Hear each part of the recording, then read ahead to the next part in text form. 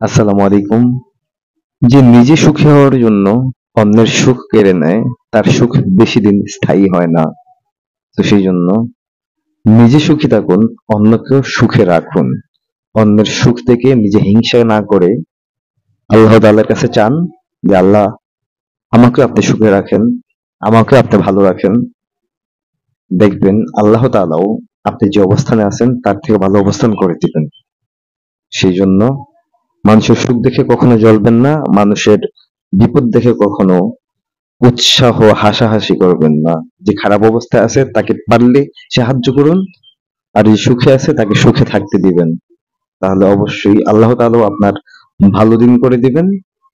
অবশ্যই আল্লাহ তাআলা সুন্দর মনের অধিকারী মানুষের পাশে থাকবেন।